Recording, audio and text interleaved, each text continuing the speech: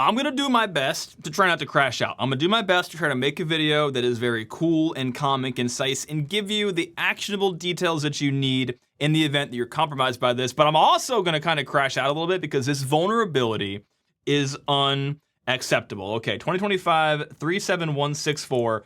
First of all, these descriptions, you can tell when the company really gives a fuck when they say a remote code execution issue exists in HPE OneView.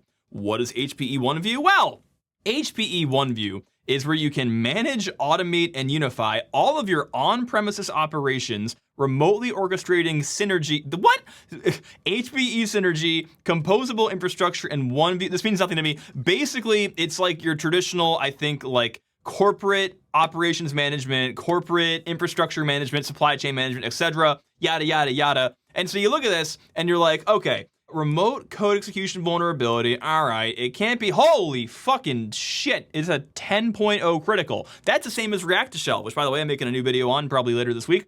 Kind of crazy. Not a great week for security vulnerabilities. Okay, so you're like, what could possibly be going on in this piece of software that could allow someone to get code execution? And obviously, you know, this vulnerability has been out for I think under a week, and there's already a Metasploit module for it. So you can go to the Metasploit module, and dude, when I was reading this Metasploit module, I was aghast. I was shocked at how simple the vulnerability is. Okay, so if you go into here, you look at the actual module, right? It's all in Ruby, whatever. Okay, so at the end of the day, they filter out for some bad characters, and the minute I'm seeing these spaces and these quotes, I'm like, oh my god, it's a command injection vulnerability. It's a command injection vulnerability in a piece of software that's used to do corporate supply chain management. Okay.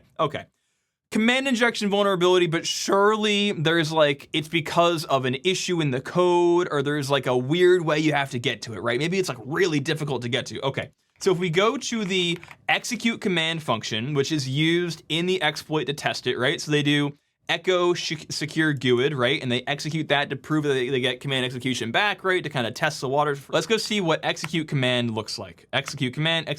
Okay, so execute command is send a CGI request. CGI is just an HTTP request, where it's a put method, and you put to the method rest ID pools execute command. What is the data? Oh, the data is just, it's command. So let that soak in for a second. The vulnerability is that it's a feature, not a bug. You just get to run code arbitrarily on this device, and I think you land as root. Hold on, let me look at this. Okay, no, luckily they ran it, and you land as like terminal 3. You land as like the local user for the terminal, not root, but also not great, guys. So literally all they had to do was exploit it with no command line arguments, with nothing, and it downloaded Meterpreter and used Meterpreter to get them access to the device. Okay, dude.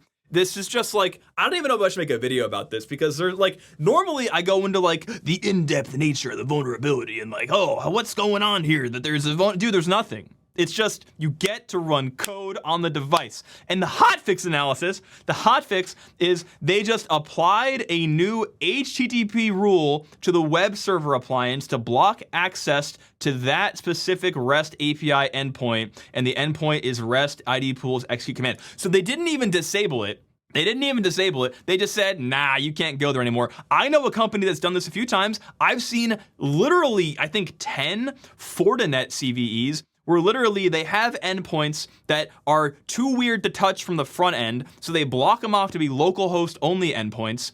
But so what you do to fix that as an attacker is you just have some weird middle layer, and there's like a proxy header where you can make this request do another request to an internal interface, and then now this method of doing HTTP fucking filters doesn't work at all. Like, I don't work at HPE. I've never heard of this company before. I would love to know what architectural decision, what fundamental design philosophy requires them to use REST ID pools execute command to the point where you have to run, like, it is so fundamental, it seems like, in the architecture of this, that you can't remove it. Like, you have to just build a firewall around it, because otherwise something is going to break. That is absolutely insane to me. Yeah, so from an overall like organizational standpoint, this is a good point that Rapid7 brings up. OneView sits at a privileged control plane for enterprise infrastructure. So successful exploitation is not just about establishing RCE, it's about getting centralized control over servers, firmware, and lifecycle management at scale. Management platforms are often deployed deep inside the network with broad privileges and minimal monitoring because they're supposed to be trusted. When an unauthenticated RCE shows up in that layer, defenders need to treat it as an assumed breach scenario and prioritize patching immediately and review access paths and segmentations. It's this weird like cat and mouse game where it's like, okay, vulnerability exists in this really large scale supply chain software, but it's nested deep inside the network. So do we treat it as breached because there is a vulnerability that is high trust, or is it high trust, therefore it should not be breached, right? Like in theory, if someone is doing proper network segmentation, you shouldn't be able to access this. It should exist on a privileged control plane. But at the same time, from like a zero trust standpoint, all this takes is one misconfiguration, one exposure of an HTTP interface to the outside, and suddenly anybody could land in this thing. Also, consider the insider threat, right? The insider threat is huge here where, angry supply chain worker or angry person doing logistics wants to hack into the company. This is just a free chicken. It's absolutely crazy. Okay, guys, I like to make longer videos for y'all. I think you enjoy those more than the short ones, but I have nothing else to say. This bug is barely a bug.